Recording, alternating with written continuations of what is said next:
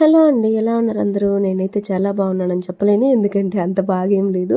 Tooth pain బాగా ఎక్కువైందనమాట. Wisdom teeth అంటారు కదా! జ్ఞానదంతం అని. సో, అది దానివల్ల కొంచెం ఇష్యూ అవుతుంది. అది కొంచెం ఇన్ఫెక్షన్ లాగా అయ్యిందనుకుంటా. Not sure. సో, దానివల్ల పెయిన్ ఇంకా బాగా వాపు కూడా వచ్చేసింది. నైట్స్‌లో పెయిన్ ఎక్కువొస్తుంది. డే టైమ్‌లో కొంచెం పర్లేదు. ఈ పెయిన్ ఎఫెక్టో ఏమో మరి తెలీదు గానీ, దీనివల్ల బాడీ అంతా కూడా పెయిన్స్ ఇంకా జ్వరంలాగా కూడా అనిపిస్తుంది. ఫీవరిష్‌గా అసలు చాలా పెయిన్స్ ఉన్నాయి. ప్రతి నరము నొప్పేయడం అట్లా అనిపిస్తుంది. మరి దీని ఎఫెక్టా ఎందుకో తెలీదు.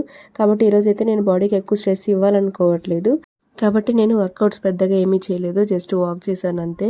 అది కూడా ఈరోజు చాలా లేట్‌గా లేచాను. నైట్ అంతా నిద్ర లేదు ఈ పెయిన్ వల్ల. పెయిన్ కిల్లర్స్ తీసుకోవడం నాకంత ఇష్టం ఉండదు. చూద్దాము భరించగలిగినంత అన్నట్టు. సో, డాక్టర్ దగ్గరికెళ్ళాలి. చూస్తాను ఏం చెప్తారని. ఈరోజు డీటాక్స్ డ్రింక్ కూడా ఏం ప్రిపేర్ చేసుకోలేదు. లేచేటప్పటికే బాగా లేట్ అయ్యింది. అది కాకుండా నాకు అసలు ఓపిక కూడా అస్సలు లేదు.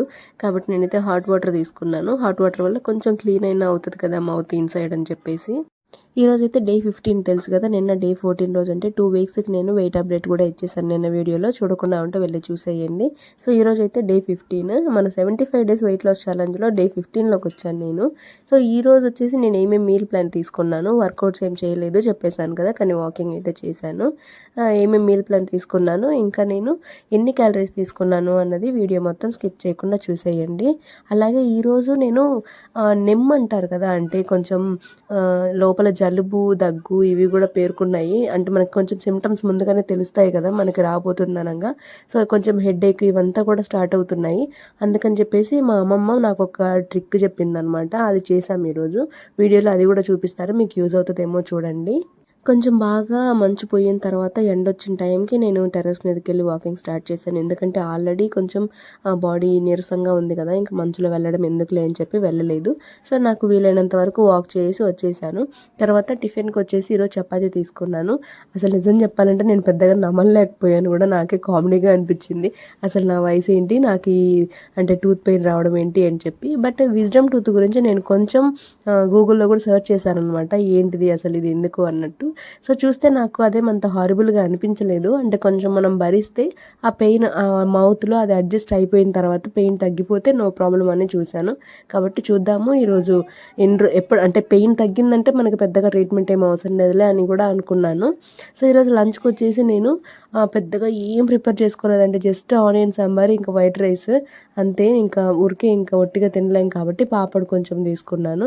పొద్దున్న చూశారు కదా! 10:00కే అంటే నేను ఇంటర్మిటెంట్ ఫాస్టింగ్ అయితే ఖచ్చితంగా ఫాలో అవుతున్నాను.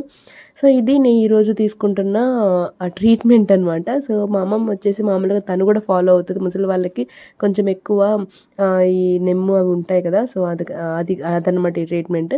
ఇదేంటంటే వేడి నీళ్ళల్లో మామూలుగా బాగా వేడి నీళ్ళు బాయిల్ అవుతుండగా అందులో 3 రకాల ఆకులు వేస్తారనమాట. చిన్నప్పటి నుంచి మాకెప్పుడైనా జలుబు, దగ్గులొస్తే గూడా మా అమ్మమ్మ, మా అమ్మ మాకు ఇవే చేసేవాళ్ళు. మేమంత తొందరగా హాస్పిటల్‌కెళ్ళి ఇంజెక్షన్స్, టాబ్లెట్స్ మేము తీసుకోము.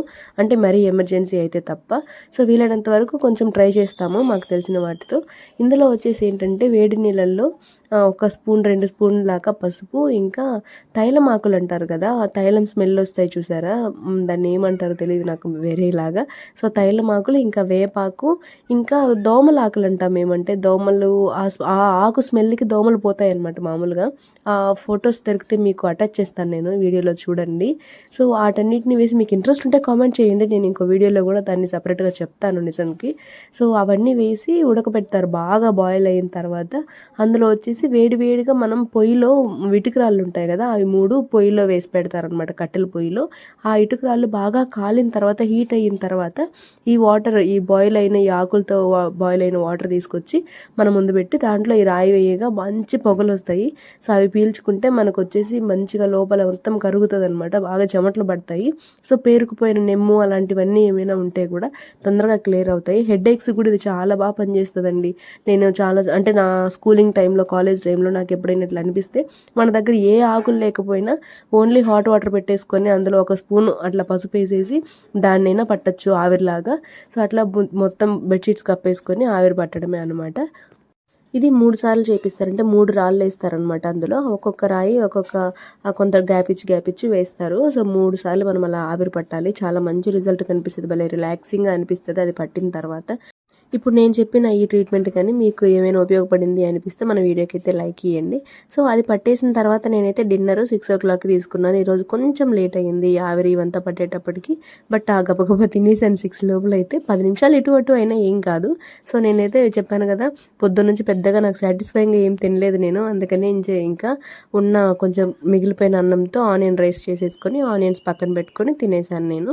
సో ఈరోజు మొత్తానికి నా క్యాలరీ కౌంటింగ్ వచ్చేసి 800+కే అయిపోయింది.